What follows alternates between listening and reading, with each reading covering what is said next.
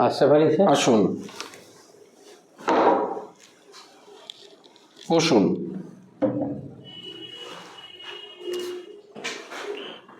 আপনার নাম কি? ধন্যবাদ স্যার, আমার নাম সেহেন্দু মল্লিক। আপনার সম্পর্কে কিছু বলুন। আমার নাম সেহেন্দু মল্লিক, আমি বর্ধমান জেলার সহজপুর গ্রাম থেকে আসছি। আমি মাধ্যমিক পাস করি বর্ধমান সিএমএস হাই স্কুল থেকে 2008 সালে। আমি উচ্চ মাধ্যমিক পাস করি বর্ধমান রাজ কলেজ স্কুল থেকে 2010 সালে। আমি স্নাতক করি কোনাজ ইনস্টিটিউট অফ ম্যানেজমেন্ট থেকে। বর্তমানে কি করছেন আপনি? আমি বর্তমানে সরকারি চাকরির জন্য প্রস্তুতি নিচ্ছি। আপনার জীবনের লক্ষ্য কি? আমার জীবনের লক্ষ্য শিক্ষকতা হওয়া। কেন এই শিক্ষকতা পেশায় আসতে চাইছেন? শিক্ষকতা, আপনি তো ইঞ্জিনিয়ারিং করেছেন। হ্যাঁ, আমি আমার জীবনের যে অর্জিত জ্ঞান সেটা শিশুদের মধ্যে সর্বাঙ্গীন বিকাশ এবং আমার যে জ্ঞান সেটা ছড়িয়ে দেওয়ার জন্য, এবং সেই শিশুদের যাতে কোন সর্বাঙ্গীন বিকাশ হয় সেই জন্য সহায়তা করার জন্য। আচ্ছা, আজকে আপনি ডেমো দেবেন? হ্যাঁ, আমি কি ডেমো দেবো? আমি আজকে গণিত থেকে যোগ বিয়োগ ডেমো দেবো। কোন ক্লাসের? সেকেন্ড ক্লাসে, ওকে, দ্বিতীয় শ্রেণী। ওকে, মার্কার আছে।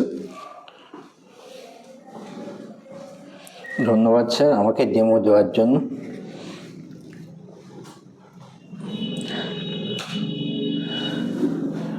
ডাইরেক্ট টপিকে যান, তারই কিছু লিখতে হবে না, ডাইরেক্ট টপিকে যান। আমরা যদি দেখি এখানে তো একটা পেন আছে আর আর একটা পেন, তাহলে টোটাল পেন হচ্ছে দুটো। তার মানে একটা প্লাস একটা সমান হচ্ছে কি 2। তার মানে এইটা আমরা কি শিখছি? যোগ। যোগ, আজকের টপিক হচ্ছে যোগ।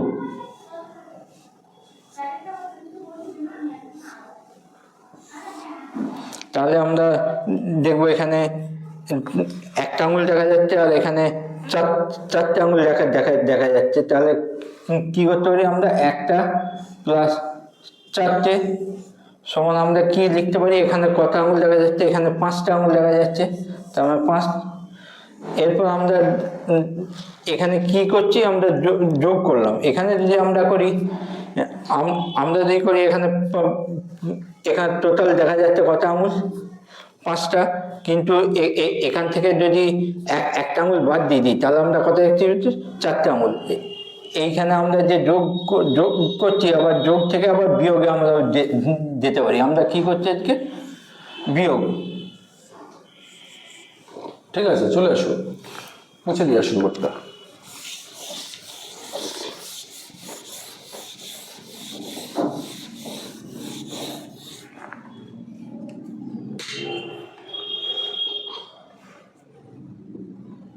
বসুন। প্রাথমিক শিক্ষায় বর্তমানে কোন শ্রেণী থেকে বাচ্চাদের গুণ ভাগ শেখানো হয়? গুণ ভাগ শেখানো হয় ক্লাস 3 থেকে। ক্লাস 3, তৃতীয় শ্রেণী থেকে। তৃতীয় শ্রেণী থেকে। আচ্ছা, রবীন্দ্রনাথ ঠাকুরের এমন একটি ছোট ছড়া বা কবিতা রয়েছে, প্রথম শ্রেণীতে বলতে পারবেন? রবীন্দ্রনাথ ঠাকুরের হচ্ছে সহজ পাঠ, প্রথম ভাগটা রয়েছে প্রথম শ্রেণীতে। কি রয়েছে সহজ পাঠের?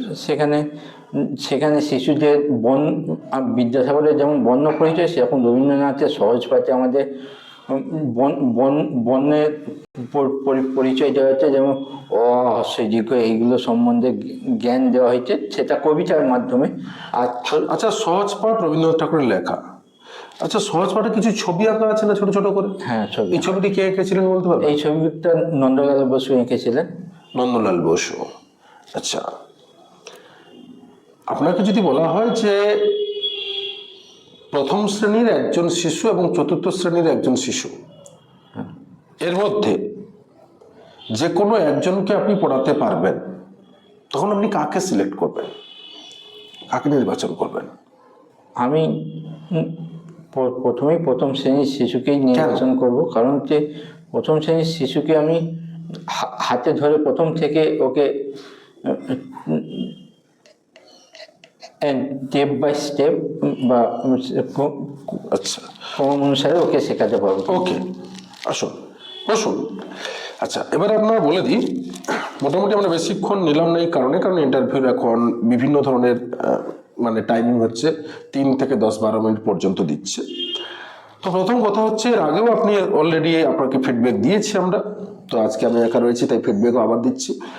আপনার নাম্বার 1 যেটা বলেছি যে আপনার চাকরি হবে না যদি আপনি ল্যাঙ্গুয়েজ তথা আপনার যেটা প্রবলেম ছোটবেলা থেকে আছে কিন্তু টিচিংয়ে এই প্রবলেমটাকে নিতে চায় না, অর্থাৎ কথা বলার শুদ্ধতাটা আনতেই হবে।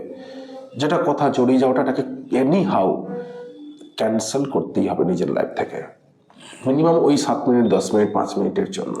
অনেকটা কমেছে। অনেকটা কমেছে, আরো প্র্যাকটিস করো রেগুলার। ঠিক আছে। ঠিক আছে, নাম্বার 1। নাম্বার 2, পড়ানোর সময় এক্সপার্টদের দিকে তাকিয়ে না কথা বলে পুরো বডির দিকে তাকিয়ে কথা বলছিলেন, এটা পুরো নেগেটিভ। নাম্বার 3, আপনি দ্বিতীয় শ্রেণীর বাচ্চাদেরকে যোগ শেখাচ্ছেন, সেখানে ডাইরেক্ট টপিকে বলেছি, আপনি হঠাৎ করে বলেন 1+1, হঠাৎ করে তারা সংখ্যায় যাবে কেন? অর্থাৎ তার আগ্রহ নির্ণয় আপনার অবশ্যই দেওয়া দরকার, যেটা 20 থেকে 25 সেকেন্ডের মধ্যে হবে, দিতেই হবে। কারণ একজন টিচারের মধ্যে থেকে কি জানতে চায়, হ্যাঁ, ইন্টারভিউয়ার যারা রয়েছেন তারা কি নিতে চাইছেন না, ওনারা দেখতে চান যে একজন শিক্ষক প্রাথমিক শিক্ষা ক্ষেত্রে যখন তিনি প্রাথমিক বিদ্যালয়ের শিক্ষক হিসাবে নিযুক্ত হতে চলেছেন, তার মধ্যে স্টুডেন্টদের ছাত্রছাত্রীদের মন জয় করার, মনোযোগ আকর্ষণ করার, আগ্রহ নির্ণয় করার ক্ষমতা দক্ষতা আছে কিনা, এবং তিনি তাদেরকে কতটা আনন্দের সাথে বোঝাতে পারছেন।